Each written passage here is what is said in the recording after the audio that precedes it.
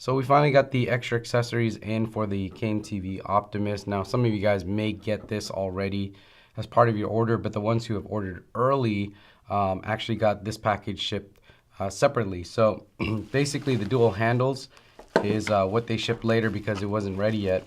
So we'll take a look at the new dual handles. Okay, so now that we have everything unboxed here, let's put the dual handles together. So the front handle here is going to face away from you, and then if you look at one of them, you'll see a little red knob here. That's where you mount your joystick. So if you want your joystick on the right or on the left, that's where you can position it, and you want the joystick obviously facing you, and you want this to be most likely pointing down if that's where you want your handles to go. So you'll screw this in here, and then you've got these fat rubber grips that screw in on underneath, and that's how we assemble one side. So they ship it to you like this. It breaks down small if you guys are traveling, if you guys want to pack it up. So it looks very good, looks really well made. In this position here, you can use it in the underslung mode, or you could flip it around and use it in the inverted mode. So this is one of the reasons why the Optimus is a little bit more expensive than the other gimbals out there, is they give you so much stuff. So remember, you get the dual handles, you get the single handle, they even give you a kind of tripod balancing stand right here. So this goes underneath the single handle, so it makes it easier to balance. They give you 2 batteries, your wireless joystick, and a bunch of other stuff. You get this magic arm over here. They give you a clamp if you want to clamp like your phone. Some guys shoot with their phones. So a lot of stuff all in the package. But today we're going to talk about balancing the Optimus, because a lot of people are getting it and they want to know how to balance it the best way they can. So we're going to go through that right now.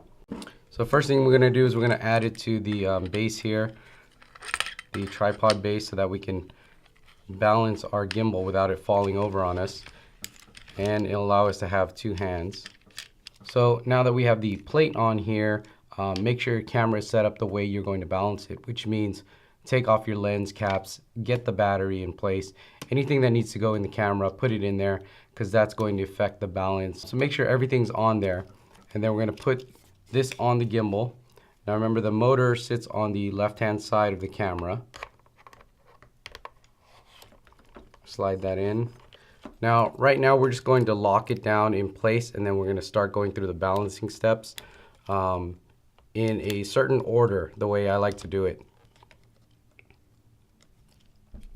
All right, so as you can see, it's not balanced very well at all. Also, when you're balancing, you got to make sure you get your battery on, because this is the rear counterweight for what you're going to balance on the yaw. So make sure you get your battery in here. So we're all set up.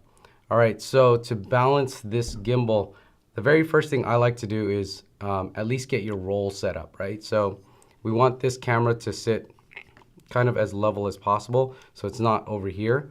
I'll show you what I mean.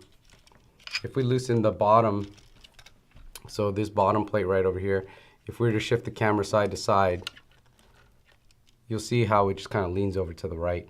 So don't worry about anything else. We want to get this balanced out, so we're going to balance the roll. So we're going to slide this over until it stays pretty good and it doesn't fall on either side. So let's lock that down. All right, next thing I like to do is I like to point the lens up to the ceiling like this, and it should hold this position. And you notice that it drops down on the bottom. Sometimes it'll drop down this way, but here it's dropping down to the bottom. And if you look at it in this plane, we have more weight here on this side than on this side. I'll show you what it looks like on this motor. So this is our pivot point here. So we have too much weight on this side of the motor instead of this side of the motor, and it's dropping. It's dropping on this side. So what do we have to do? We have to move it this way. To do that, we're going to use this little dial here.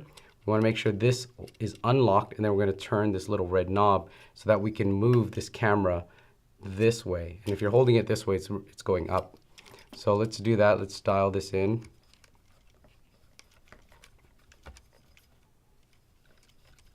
And you'll see it starts to affect it already. We're not high enough here.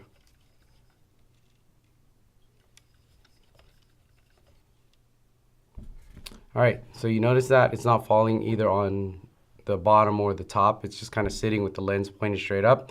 So that means that we have good center of gravity here. So now we're going to lock this down so it doesn't move. And now we're going to work on this one right here. So again, if we hold the camera in this position and it falls over on its back, we have too much weight on this side of the motor and not on this side. So that means we have to push it over this way. That's being done by moving the camera forward and back on the QR plate. I'm sorry, this knob right over here. So we're going to loosen the knob, push the camera forward, right, this way. So let's do that. Loosen this up, push the camera forward.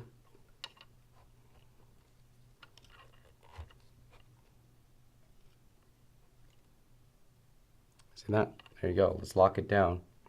Now, just to note, this little knob over here, it is a little bit long, and if you guys are finding that it's not in the right position, you could pull it away from itself, pull it out, and then reposition this lever. So it's spring-loaded, so you could lock it, reposition the lever, and then lock it again and get it in the right position you want. But it's spring-loaded, so just try pulling it and you'll know what I mean. All right, so we're pretty good already. The last thing we want to do is we want to balance the yaw. All right, so we're going to look at this motor over here. Now, what we do with that is we hold the gimbal sideways. So I'm going to start to tilt it sideways. Whoa, see that? That just kind of, it just lost itself right there already. You see that? Now, what's happening here is we have all the weight on the battery and not over on the camera side. And what we're doing is we're looking at the yaw as our pivot point now. So we need to move the weight this way so that this doesn't drop down. And we slide that here on this yaw platform. So we're going to loosen the lever on the side. We're going to turn the dial on the back until we could drive the battery going forward. And you'll see it again when we reproduce that sideways tilt, that it should not swing over. Seems like I have to do it a lot, so I'm going to do that. Let's try that again. So here we go. We're going to start to tilt sideways. And it falls over, but a lot slower. Now, this is really important. A lot of people miss the yaw. A lot of people miss the yaw. And the reason why it's important is as you're moving your gimbal around, you swing it over, you don't want your camera to be thrown off. You want it to stay very level, right? So yaw is very important as well. So we're going to keep doing this. We're going to keep adjusting this. And then we'll tighten this up. We'll try it again. All right, so we're set. Let's tilt it to the side. Oop, see what happened? I went too far. Camera has too much weight. So let's pull it back a little bit.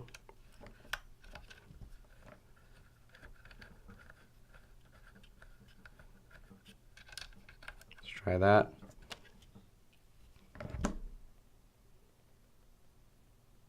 Look at that. Doesn't drop on the camera. Doesn't drop on the battery. Just a little bit. Not too bad though. You see how it makes a little bit of a difference? So if it's dropping down the battery, I'm just going to push it up a little bit.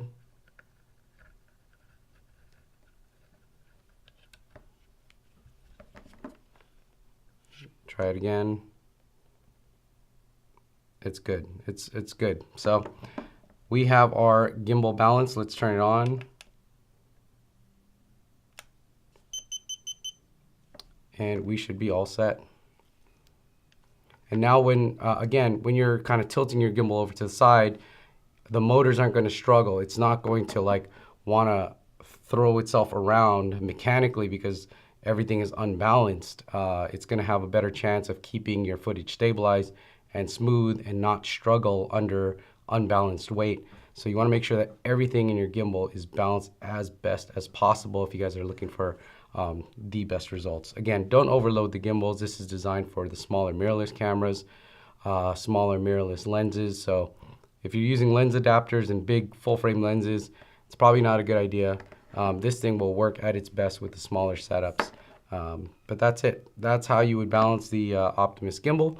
Hopefully that was helpful. If you guys have any questions, hit me up at the blog, cheesycam.com.